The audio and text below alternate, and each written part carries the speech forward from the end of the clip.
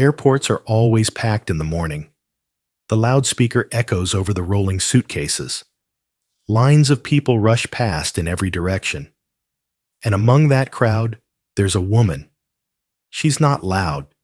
She's not trying to get noticed. But every step she takes radiates presence. Her name is Elena Cruz. She's the CEO of CruiseLink, a tech company valued at over $1 billion. This morning, she has a closed-door meeting with the Federal Department of Transportation. From her tailored outfit to how she holds her phone, everything about her says she's someone who matters. But when she reaches the TSA pre-check counter, everything starts to change fast.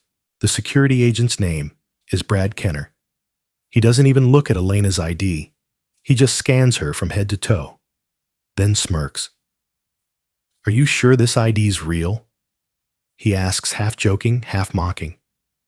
People behind her start to stare. A few sneak glances at Elena with raised brows. But she stays calm like always. "I just spoke at the National Innovation Forum. I need to be in D.C. before noon." Brad shrugs and chuckles. "You, a CEO, seriously?" The words cut like a cold blade.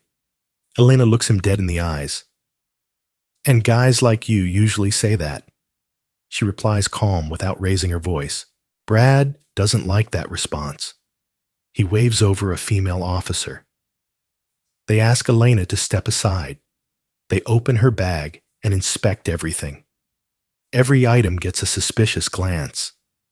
Her laptop is flipped open, no gloves. Documents are tossed onto the metal table. Another agent leans toward Brad and whispers, "She's probably a nanny or something." A snort of laughter slips between his teeth. No one watching says a word. A white man, right behind her, gets waved through no questions asked. Elena stands still under the cold stares. She knows this isn't about rules. It's not about security. It's about something quieter and uglier. Bias. Unspoken, but deeply rooted. She doesn't get angry. She observes. Every word, every look, every smirk. She knows she'll remember it all. Once the screening ends, Elena walks calmly to the gate. On today's flight, she's seated next to an independent journalist. He's writing about equity in the tech world. Their conversation starts light, but shifts quickly to something deeper. Elena shares what just happened. Not as a complaint, just as a fact, spoken with quiet resolve. But the journalist feels a lump in his throat. He doesn't promise a story. He just says, "I think people need to hear this." Back at the checkpoint, Brad is still standing at his post. He jokes with a coworker nearby. She acts like she owns the airport. A younger agent stands quietly behind them. She takes out her phone and hits record. Just a few seconds, but enough. That evening, the clip hits social media, and within 8 hours, the story spreads like wildfire. Elena posts nothing. She goes to her meeting as planned, but her assistant moves fast. CruiseLink suspends all TSA tech services at 6 major airports. Baggage scanners start malfunctioning. Flights get delayed nationwide. Transportation heads panic. No one knows what's happening, except one person. Elena. The Dallas Airport Control Center was in chaos. Red alerts were flashing across multiple monitors. Technicians scrambled without knowing what was happening. Identification systems went offline without warning. Boarding gates failed right at peak hours. The shift supervisor called upper management in panic. "I'm not sure, but it looks like a breach. We need the crisis response team now." Within 20 minutes, TSA was forced to shut down 3 screening lanes. Over 300 passengers were stuck in transit. What was once a routine day turned into mayhem. And this was just the beginning. Meanwhile, back in Washington, D.C., CruiseLink issued an official notice. They were withdrawing all integrated services. That included the passenger profiling software, which ran in over a dozen major airports. The statement was 1 page long, but it sent shockwaves through the system. Under the Equal Access Clause, it read, "All CruiseLink service contracts are hereby terminated indefinitely." No media outlets received it. No posts went out on social media. But inside the aviation industry, everyone felt the impact instantly. Back at the airport, Brad Kenner was starting to feel nervous. A co-worker handed him a phone. The morning recording had hit the internet. An anonymous account had posted it with the caption, "This is how a TSA agent talks to travelers." The clip was under a minute long, but views were climbing by the thousands hourly. Brad insisted it was just a joke, but his supervisor didn't laugh. Brad was placed on immediate leave pending an internal investigation. In a quieter part of the building, Grace Morris sat reading the news. She was the new security hire just 2 months in. She's the one who recorded the conversation. She knew without that recording, everything would be denied and forgotten. But she also knew this might cost her. She could be let go with no explanation. She could be branded a traitor. But there was one thing she couldn't do: be silent again. She remembered Elena's face in that moment, calm, strong, but unmistakably disappointed. Grace knew that feeling. Her mother had once been denied housing just because they were Latina. That afternoon, Elena left her meeting with the Department of Transportation. No press, no speeches, just quiet steps behind the scenes. Her assistant texted her, "TSA is calling an emergency session. Elon Jet just flagged mass system failure. Elena, you may have just started an earthquake." She replied simply, "I didn't do much. Just leveled the field a little." That evening, 6 major airlines issued open letters. They urged the Department of Transportation to investigate. Some airlines threatened to reevaluate their TSA partnerships. At the same time, civil rights groups began publishing breakdowns. This wasn't just a single case of bias, one wrote. This is a system built on silent tolerance. Even lawmakers began to speak out. We need to examine the culture within our federal agencies. We can't let injustice hide behind a uniform. As for Brad, he sat quietly at home. His phone rang nonstop, not with friends offering support, but with family asking what the hell was going on. He received an official email from HR. They asked for a formal response. Attached was Grace's written statement. Brad knew then things had gone too far, and there was no walking it back. The next morning, Elena received a text from Grace. Just a few words. "Thank you for not staying silent." Elena replied, "Thank you for having the courage to speak." The story was no longer just about an airport. It had become a symbol of something far bigger, of change. Tuesday morning. TSA headquarters in Washington was tense as a wire. An emergency meeting was held at 6 a.m. sharp. All department heads were present. The regional director dropped a thick file on the table. Here's a list of incidents from the past 48 hours. 11 airports with simultaneous system failures. Over 3,000 passengers delayed nationwide. All triggered by CruiseLink's abrupt service withdrawal. No one spoke for a full minute. Everyone knew this was serious. But no one dared to say why. Because saying it out loud meant facing an uncomfortable truth. A voice finally broke the silence. "Do we know why CruiseLink pulled out?" Someone flipped through the official report. "There's no specific reason listed," he said. Only one phrase, breach of equality commitments. No one said another word, because deep down, they all knew. The Dallas incident was the matchstick. The story had exploded across the industry. It wasn't just a TSA issue anymore. It was a federal crisis. Meanwhile, Elena Cruz remained absolutely silent. No press statements, no social media posts. She continued her internal meetings. A junior assistant asked, "Are we putting out a public response?" Elena shook her head slowly. "We don't need to shout to be heard. We just need them to feel the consequences."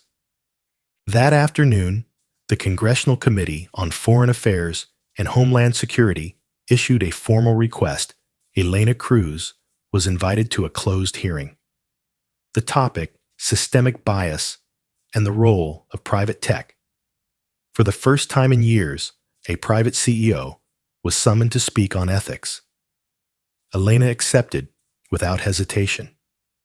No legal team, no PR handlers. She brought just two things: a report from CruiseLink's analytics system and a printed transcript of the Dallas airport recording. The hearing was private, but transcripts leaked quickly. A senator asked, "Do you believe the TSA agent discriminated against you?" Elena replied plainly, "I don't believe it. I know it." A nearby congresswoman nodded softly. "Then why didn't you sue or go public?" Elena looked straight ahead. "Because suing changes one person. But a system has to see its own flaws." The room fell quiet for a moment. Then came the sound of pens tapping. Reporters scribbling notes furiously. One asked, "Will CruiseLink resume collaboration with TSA?" Elena answered clearly and calmly. "When they rebuild the standards from the ground up. Not just for systems, but for human dignity." The next day, headlines exploded across the country. Latina CEO holds security industry accountable. She stayed calm and shook the government.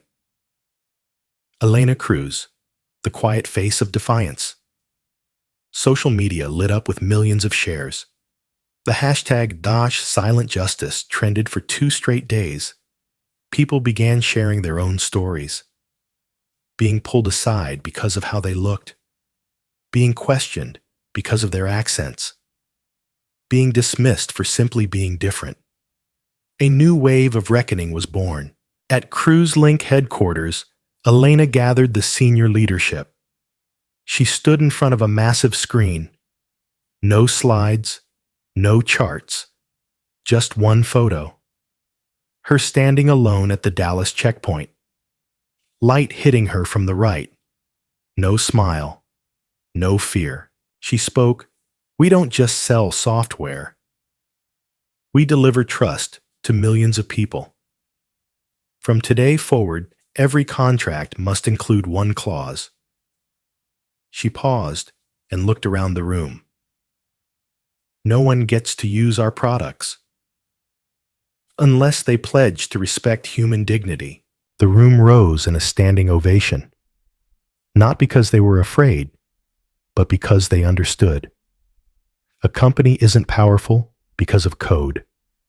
It's powerful when it has a soul. And that soul was standing right in front of them. 1 week after Elena's hearing, the entire aviation industry entered crisis mode. Not because of terrorism, not because of major technical failure, but something far harder to contain. Trust was unraveling at every checkpoint. Passengers began sharing old videos, footage of people mistreated for the color of their skin. Stories long ignored were now front and center. Social media became the courtroom of the public. Airport executives were forced to respond. At Chicago, O'Hare, a new sign was posted at the entrance. "We are committed to respecting every traveler." In Seattle, emergency staff training was launched. The topic, equity and ethics in airport security. Some called it The Elena effect. Others referred to it as a quiet storm. Whatever the name, everyone knew a new standard was forming. Meanwhile, Grace Morris received an unexpected phone call. The deputy director of TSA's Internal Affairs. "We'd like to meet with you in person." Grace walked into the office nervous, even afraid. But what waited for her was beyond anything she imagined. "We want you on the reform task force. You'll be transferred to the Central Training Division. You'll help build the new curriculum." Grace broke into tears. She had never thought that one small action could carry such weight. She didn't do it for rewards. She just did what was right. And now she understood, speaking up can be the seed of an entirely different system. As for Brad Kenner, he was no longer with TSA. No official termination. He resigned quietly after a private meeting. Some blamed him. Some actually felt sorry for him. But Brad stayed silent. For the first time in years, he didn't defend himself. He replayed the recording from that day. He heard his own voice, arrogant, dismissive, and for the first time, he felt ashamed. Not because he got caught, but because until then, he thought acting that way was normal. Brad wrote a letter to CruiseLink. No dramatic apology, just 2 simple lines: "I was wrong. I'm starting over." At CruiseLink headquarters, Elena received the letter Monday morning. She didn't reply, but she forwarded it to Grace. With a single message: "The one who truly changes others is you." Across the country, more than 10 tech companies released statements, pledging to audit their internal bias protocols. Several major airlines reached out to CruiseLink, requesting to restore contracts under the new terms.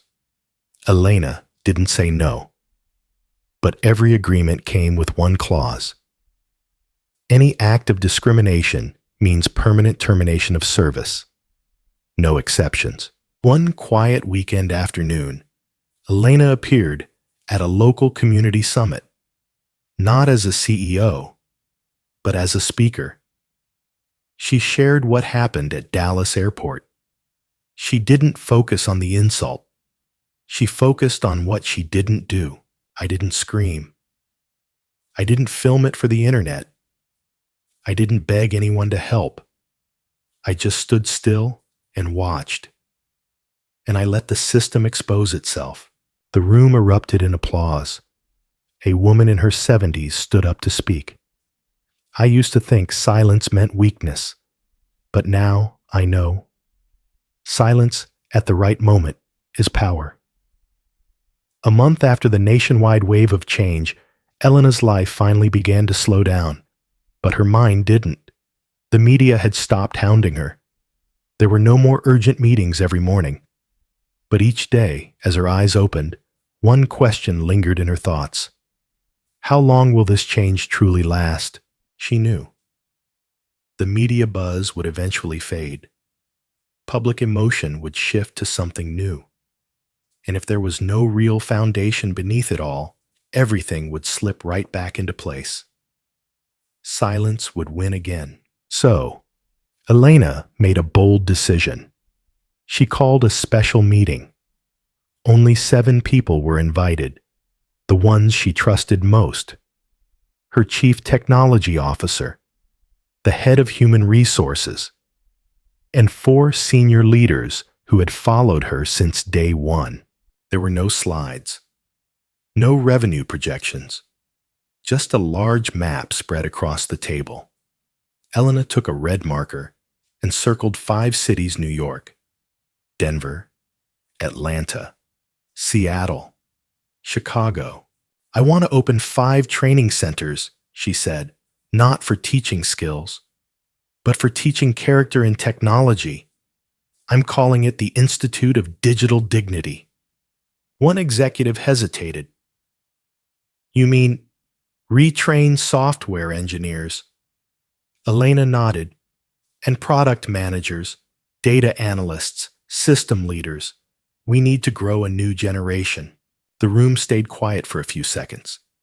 Then one by one they all nodded, not because the idea sounded flashy, but because they knew Elena would make it happen, no matter what. 3 months later, the first institute opened in Denver. No grand ceremony, no balloons, no press coverage, just a small building painted soft gray. At the front, a simple wooden sign. Etched into it, integrity is our infrastructure. The first class came from many walks of life. Former programmers, UX designers, even a former airport employee. And sitting in that very first classroom was Grace Morris, invited by Elena herself to be an assistant instructor. Her first lesson was titled, Doing What's Right When No One's Watching. In a special seminar, Elena explained why she built the institute. She said, technology doesn't hurt people. It's the people behind the tech who do. And if we don't teach ethics from the start, there will never be true fairness in any system. More and more companies began sending staff, not because they were required to, but because they believed in what Elena was building. A value not measured by profit, but by the impact on human hearts.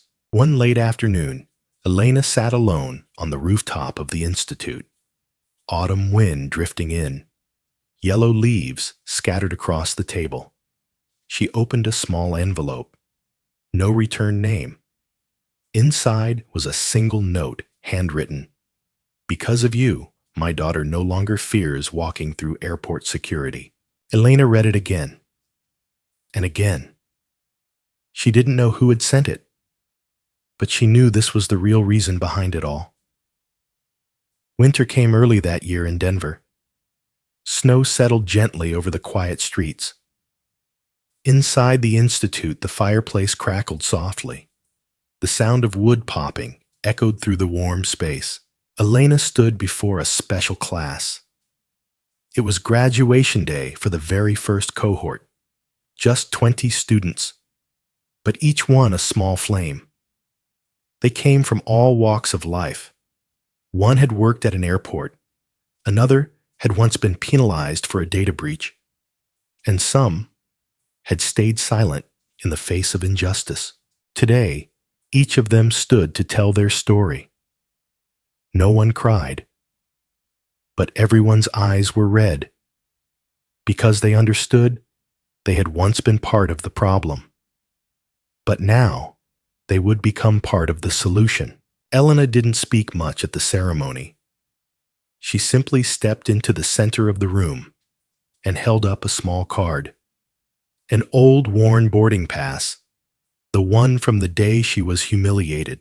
She said, I don't keep this to remember the pain. I keep it to remember where hope began. It reminds me, silence isn't always surrender. Silence, when used at the right moment, can be the spark for an earthquake. The applause was soft yet powerful. No one said a word. But each clap landed like thunder in the chest. Raw, unpolished, no cameras, just people seeing people. The following week, Elena received invitations from 3 major universities. They asked her to speak as an honorary guest, but she accepted only one, a small high school, the one where her mother used to teach. That day, Elena stood in a modest auditorium. Before her sat a diverse group of high schoolers. No podium, no microphone, just her telling one story about a woman once demeaned in public, but who didn't fight back with rage. She responded with quiet, relentless action. At the end, one student raised her hand. Were you scared? She asked. Back at the airport when they humiliated you. Elena smiled gently. Of course I was. I was afraid of being dismissed, afraid I'd react the wrong way, afraid I'd lose control. But what scared me more was staying silent forever and letting it all continue. The student lowered her head and nodded. She wore a red scarf, tied the same way Elena's mother used to wear to school. Elena looked at her for a long moment. She said nothing else. Because deep down, she knew the next generation had begun to listen. Elena's story isn't meant to inspire in a flash.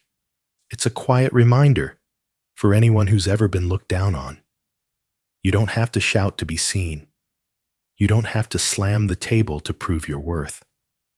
Sometimes, all it takes is walking forward, silently, but firmly, and letting the world adjust around you. If you've ever been mistreated in silence, don't lose heart, because real respect doesn't come from making noise.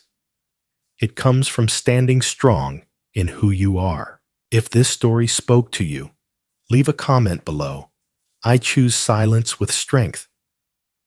And if you believe the world needs more Elenas, subscribe to this channel. Let's keep telling these stories, not to win the argument, but to do what's right, even when no one claps.